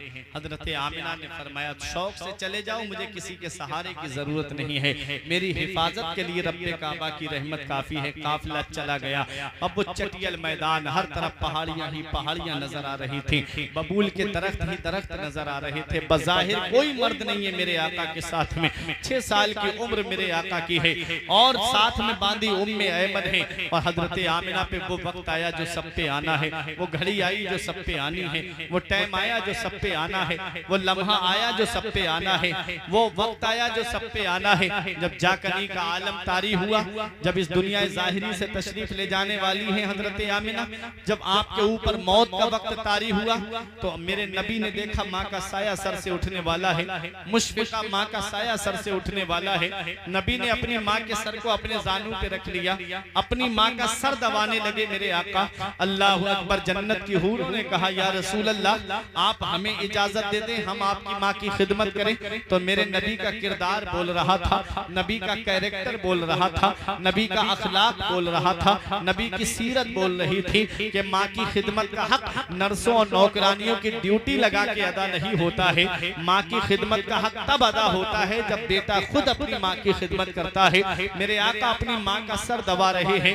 हजरत आमिना ने देखा कि आका रो रहे हैं, आंसू निकले हजरत आमिना के चेहरे पर गिरे। हजरत आमिना अपना हाथ नबी के चेहरे अनवर पे फेर के कहती है, मत रो मेरे लाल, तू दुनिया में रोने के लिए नहीं आया है, आंसू मत बहा मेरे लाल, तू दुनिया में आंसू बहाने के लिए नहीं आया है, बल्कि बहते हुए आंसुओं को पोंछने के लिए आया है। तू तो रोते हुए को हंसाने के लिए आया है। बच्चे माँ बाप की मौत पे इसलिए रोते हैं कि माँ बाप के बाद में बेसहारा हो जाएंगे। मेरे लाल, तू किसी के सहारे का मोहताज नहीं है, तेरा खुदा तेरा सहारा है और तू सारी खुदाई का सहारा है। अल्लाह अकबर। मेरे आका हुजूर सल्लल्लाहु अलैहि वसल्लम से हजरत आमिना कहती है, मेरे लाल, मैं देख रही हूँ तेरा चर्चा मशरिक से लेके मगरिब तक, शिमाल से लेके जुनूब तक, मेरे लाल सारे जहान में तेरा चर्चा होगा। वह जिक्र बाक और मेरा जिक्र बाकी रहेगा। आमिना का चर्चा कभी खत्म नहीं होगा, आमिना का नाम कभी नहीं मिटेगा, आमिना का जिक्र कभी खत्म नहीं होगा। वह वलद तोहरा, तेरे जैसा पाकीज़ा बेटा छोड़कर जा रही हूँ, तेरे जैसा सुथरा बेटा छोड़कर जा रही हूँ। ये कहा हजरत आमिना ने और मेरे आका को गोद में लिया, प्यार किया मेरे आका को। और हजरत आमिना ने प्यार करने के बाद उम्मे ऐमन को देते हुए कहा, उम्मे ऐमन, आज से मेरा मोहम्मद तेरे हवाले है, मेरे बेटे का ख्याल रखना, मेरे बेटे को दीवारों से हाथ लगा के रोने मत देना। उम्मे ऐमन कहती है, हजरत आमिना की आवाज रुक गई। हजरत आमिना की जब आवाज रुक गई तो नबी अपनी माँ का जिस्म पकड़ करके हिलाने लगे। नबी अपनी माँ के जिस्म को हिला करके कह रहे थे, अम्मी और बोलो ना, अम्मी और बोलो ना, अम्मी और बोलो ना। अल्लाह अकबर। मेरे आका हुजूर सल्लल्लाहु अलैहि वसल्लम कहते, अम्मी और बोलो ना। हजरत आमिना की आवाज नहीं आई। एक टिकान पुरवा के जिंदा दिल मुसलमानों, मेरे आका ने 6 साल की उम्र में उन्हीं पथरीली वादियों में रेतीली जमीन पर अपनी माँ की लहद बनाई, अपनी माँ की तुरबत बनाई। मेरे आका ने 6 साल की उम्र में, उम्मे ऐमन कहती है, जितना मैंने मोहम्मद को अपने माँ के जिस्म से लिपट करके रोते हुए देखा, उतना मैंने मक्के में किसी बच्चे को रोते हुए नहीं देखा। आका अपनी माँ की तुरबत से लिपट लिपट करके रो रहे थे। उम्मे ऐमन कहती है, जब मैं लेकर के चलने लगी, एक टीले पे चढ़ रही थी, आका ने मुझसे हाथ छुड़ाया और दौड़ते हुए आए और अपनी माँ की तुरबत से लिपट करके रोने लगे। माँ क्या है, मदीने वाले मुस्तफा ने माओ की इज्जत बताई, मदीने वाले मुस्तफा ने माओ से प्यार करना सिखाया। ऐ नौजवानों, अगर माँ बाप जिंदा हैं तो उनकी कद्र कर लो, माँ बाप जिंदा हैं तो उनकी खिदमत कर लो। जिस दिन माँ बाप का साया सर से उठ जाता है, उस दिन कोई दुआ देने वाला नसीब नहीं होता। सच्चे दिल से अगर कोई हमें दुआ देता है, वो माँ बाप हैं जो अपनी औलाद को सच्चे दिल से दुआ देते हैं। जिस दिन बाप की चारपाई घर से उड़ जाए, जिस दिन माँ की चारपाई घर से उड़ जाए, उस दिन कोई नहीं है जो मोहब्बत से बात कर ले। बेटा बाहर काम करने चला जाए, माँ बाप हैं कि रात को नींद नहीं आती जब तक अपने बेटे से बात नहीं कर लेते। माँ अपने बेटे से फोन पे बात करके पूछती, मेरे बेटे खाना खाया, मेरे बेटे तेरी तबीयत कैसी है। जब बेटा अपने आप को सही बता बताता है तब माँ को चैन की नींद आती है। माँ बाप अल्लाह की बहुत बड़ी नेमत है। आज ये नई जनरेशन नहीं समझती ना, आज की ये नई नस्ल नहीं जान पाती ना कि माँ बाप ने उनके लिए किया क्या है।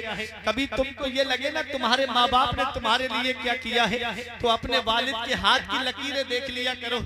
मैंने पूछा अब्बा मेरे हाथ की लकीरें नजर आ रही है, तुम्हारे हाथ की लकीरें कहाँ चली गई? तो एक जवाब दिया था, बेटा तुम्हारी तकदीर बनाते बनाते हमारे हाथ की लकीरें मिट गई। बाप क्या नहीं करता अपनी औलाद के लिए, बाप कौन सी कुर्बानी नहीं देता अपनी औलाद के लिए। आज ये औलाद क्या जाने जिसे मोबाइल चलाने से फुर्सत नहीं मिलती, जिसे व्हाट्सएप चलाने से फुर्सत नहीं मिलती, जिसे फेसबुक चलाने से फुर्सत नहीं मिलती, जो 2.5 घंटे की फिल्में बैठ करके देख ले, बाप से 10 मिनट बात करना पसंद न करे, जो पूरा IPL बैठ करके देखे और माँ से 4 बातें करना पसंद न करे, वो कौम क्या जाने कि माँ बाप ने कौन सी कुर्बानी उनके लिए पेश की है।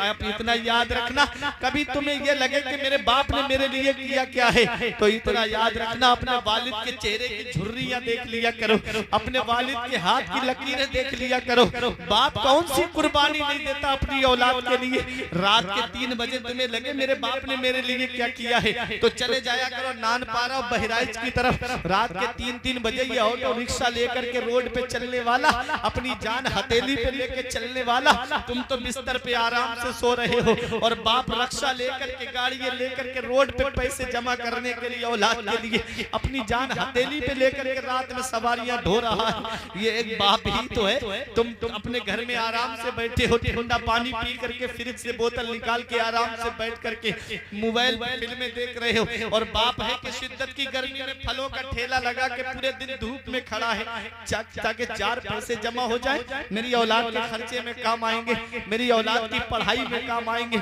मेरी औलाद की जवानी पे वो पैसे काम आएंगे। प्यास लगे तो मस्जिद की टंकी से पानी पीने जाए, कोई कहे बराबर में दुकान है एक पानी की बोतल लेके क्यों नहीं पी लेते, तो कहता है 20 रुपए बच जाएंगे, मेरी औलाद के खर्चे में काम आएंगे। दूर जाकर के पानी पी के आता है। बाप क्या नहीं करता अपनी औलाद के लिए। ये दूसरों के खेतों में काम करने वाला एक बाप ही तो है, ये दूसरों के घरों में मजदूरी करने वाला एक बाप ही तो है, ये फलों का ठेला लगा करके पूरे दिन शिद्दत की गर्मी में खड़ा होने वाला एक बाप ही तो है। तुम्हारे पास कई जैकेटें मौजूद है, वालिद के पैरों में मोजे तक नहीं है, और वो शिद्दत के जाड़े में कोहरे में दूसरों के घरों पे काम करने जा रहा है, ईंटें लेकर के 3-3 मंजिल पे सर पे लेकर के चल रहा है। ये एक बाप ही तो है। बाप कौन सी कुर्बानी नहीं देता अपनी औलाद के लिए, बाप कौन सी कुर्बानी से नहीं गुजरता अपनी औलाद के लिए। आज ये औलाद नहीं जानती ना कि मेरे बाप ने मेरे लिए क्या किया है। इतना याद रखना, मौलाना रूम फरमाते हैं, पहली मोहब्बत है माँ बाप की दुनिया में जो बदला मांगती है। अगर तुमने अपने माँ बाप के साथ भलाई की तो तुम्हारी औलाद तुम्हारे साथ भलाई करेगी। अगर तुमने अपने माँ बाप के साथ भलाई नहीं की तो बुढ़ापे में ये उम्मीद लगा के मत बैठना कि तेरी औलाद तेरा सहारा बन जाएगी, क्योंकि बाप क्या है इसका पता तब चलता है जब आदमी खुद बाप बनता है। औलाद क्या है बाप के लिए ये तब पता चलता है जब खुद की औलाद होती है ना। जब हमारी औलाद की कोई तबीयत खराब हो जाए, रात के 2 बजे 3 बजे अगर उसके पेट में दर्द भी उड़ जाए ना, तो हम डॉक्टरों के घरों के चक्कर लगाते हैं। रातों में डॉक्टरों को उठा करके हम कहते हैं डॉक्टर साहब मेरे बच्चे की तबीयत खराब है। नानपारा के डॉक्टर से फायदा नहीं होता, रात में बहराइच लेकर के भागते हैं, बहराइच के डॉक्टर से फायदा नहीं होता। हम लखनऊ लेकर के जाते हैं, लखनऊ के डॉक्टर से फायदा नहीं होता। हम दिल्ली एम्स वगैरह में लेकर के जाते हैं। क्या कहते हैं डॉक्टर साहब, जमीन बिके तो बिक जाए, मकान बिके तो बिक जाए, प्रॉपर्टी बिके तो बिक जाए, सरमाया बिके तो बिक जाए, लेकिन मेरी औलाद तो कुछ नहीं होना चाहिए। यही मेरे बुढ़ापे का सहारा है, यही मेरा नूरे नजर है। बड़ी मन्नतों के बाद पैदा हुआ है, अगर इसे कुछ हो गया तो मैं डॉक्टर साहब क्या करूंगा। अल्लाह अकबर। ये खुद की औलाद जब बीमार पड़ी तो हम परेशान हो गए, खुद की औलाद को तकलीफ हुई तो हम परेशान हो गए। आज का दौर बड़ा तरक्की याफ्ता दौर है, आज तो हर घर में मोटरसाइकिल है, आज तो अक्सर घरों में कारें हैं, गाँव में भी सवारियों का इंतजाम है। अरे अब से इन बुजुर्गों से पूछो 30-35 साल 40 साल पीछे तो पलट के जाओ, किसी किसी के घर में साइकिल पाई जाती थी, पूरे कई गांव इकट्ठे करते तो किसी एक के घर में मोटरसाइकिल मिलती। ये हाल था गुर्बत का। उस गुर्बत के दौर को याद कर दिया करो। आज तुम्हें ये लगे ना कि मेरे माँ बाप ने मेरे लिए क्या किया है। आज जब हमारी औलाद बीमार पड़ गई, हम परेशान हो गए, कभी देखो हमारे माँ बाप ने हमारे लिए बचपन में क्या किया होगा। जब हम बचपन में बीमार पड़े थे, यही हमारा बूढ़ा बाप है जिसके पैर में चप्पल नहीं होती, लेकिन डॉक्टर के यहाँ लेकर के गया।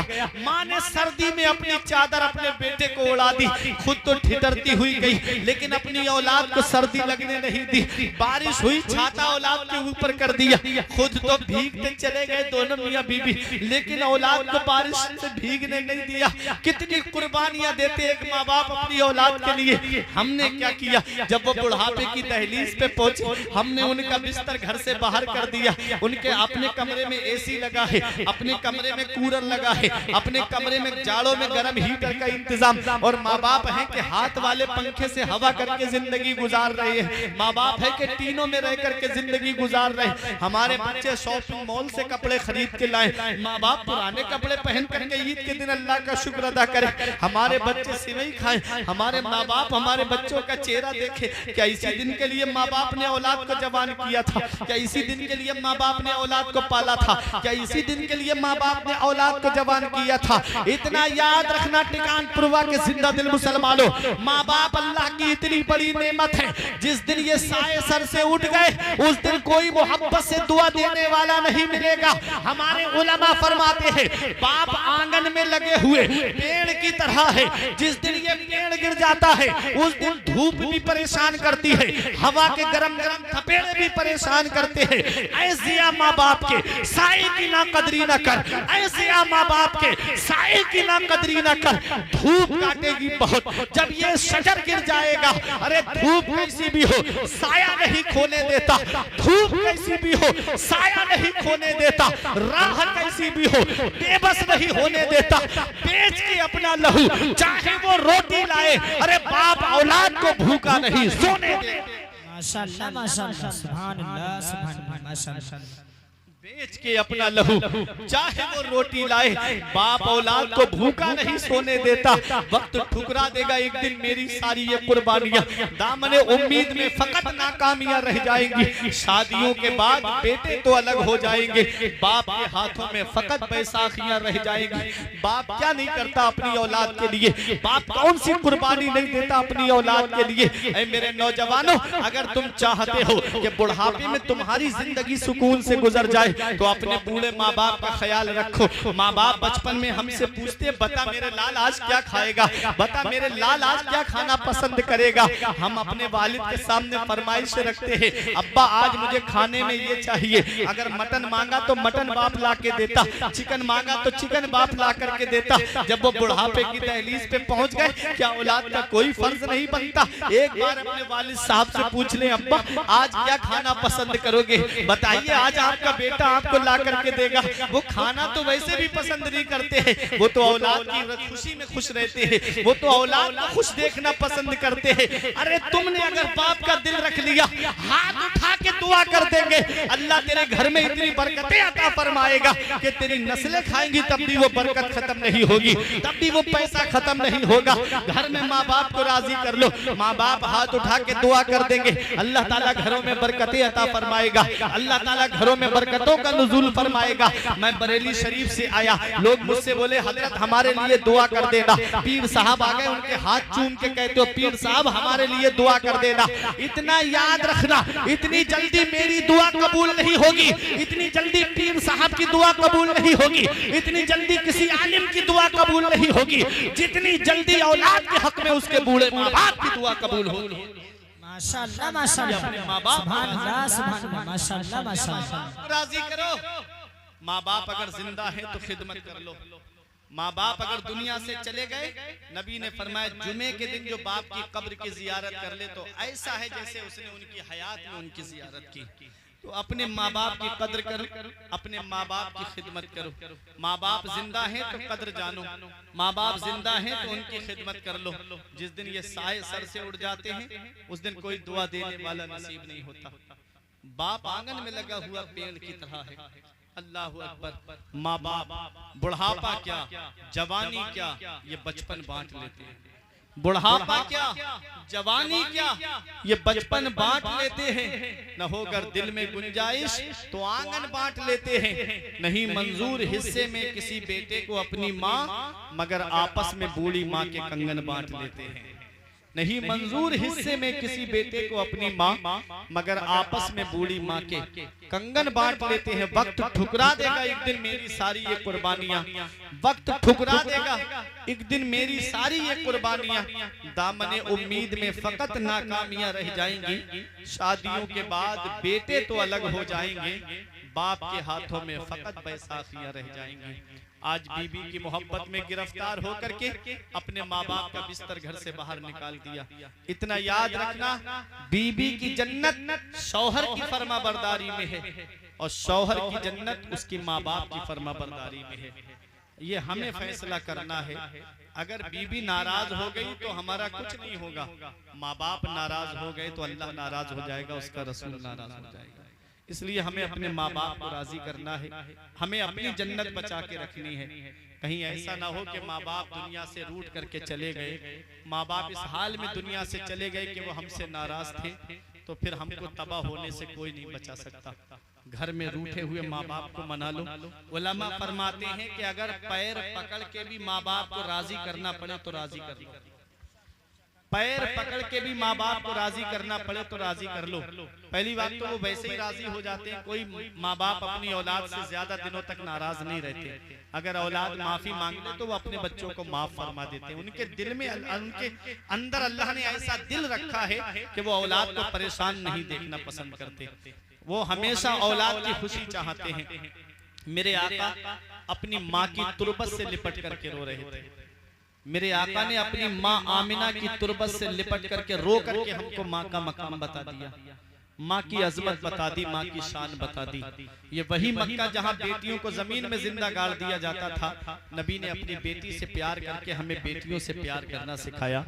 नबी की कोई सगी बहन नहीं थी, दुर्रे यतीम थे, अपनी माँ के शिकम में अकेले परवान चढ़े। मेरे आका की एक रजाई बहन थी हजरत शीमा, जिनकी शादी मदीने में हुई थी। जब नबी के सहाबा ने जंग की उनके कबीले से, तो उनके कबीले के कुछ लोग गिरफ्तार होकर के आए, तो उनके कबीले के लोग चंदा इकट्ठा कर रहे थे फिदिये के लिए, पैसे के। शीमा पैसे दे दो, तुम्हारे शौहर को पकड़ लिया है, उन्हें छुड़ा के लाएंगे। कहा किसने पकड़ा है? कहा मक्के से हिजरत करके मदीना आए हैं, नाम मोहम्मद रसूलुल्लाह है। तो हजरत शीमा ने कहा क्या नाम बताया? कहा मोहम्मद।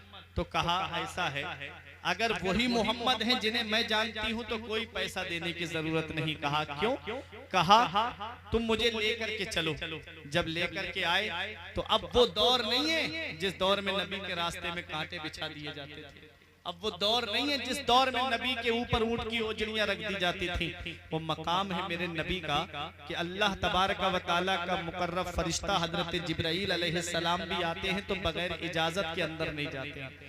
हजरत शीमा ने देखा आका अंदर बैठे हैं, आप चली जा रही थी अंदर, तो सहाबाए किराम दरवाजे पे खड़े थे तलवार लेकर के। ओ दीवानी औरत कहाँ चली जा रही, तुझे पता नहीं है इमामुल अंबिया की बारगाह है। हजरत शीमा ने कहा खल्लू सबीली वअलमू अना उख्तु नबीयकुम, मेरा रास्ता खाली कर दो, मुझे नहीं पहचानते, मैं तुम्हारे नबी की बहन लगती हूँ। मेरा रास्ता खाली कर दो, मुझे नहीं पहचानते, मैं तुम्हारे नबी की बहन लगती हूँ। नजरें झुक गई, तलवारें हट गई, अंदर गई हजरत शीमा।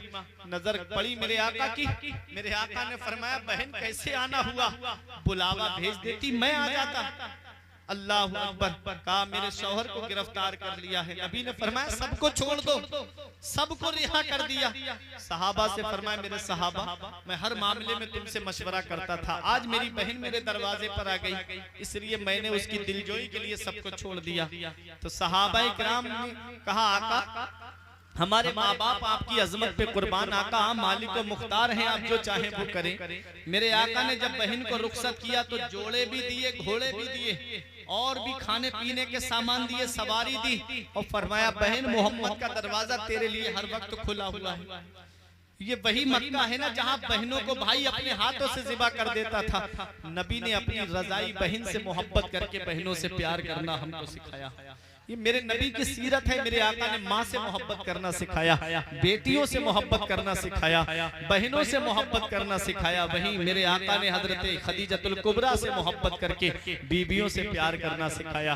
जब आखिरी वक्त में हजरत खदीजतुल कुबरा ने कहा आका मेरी मर्जी है कि मुझे कफन आपकी चादर का दिया जाए, तो नबी ने फरमाया खदीजा तुमने मेरा लिबास मांगा, अगर मोहम्मद से उनकी खाल मांगती तो मोहम्मद तुमको अपनी खाल अता फरमा देते। ये बीबियों से प्यार करना नबी ने सिखाया।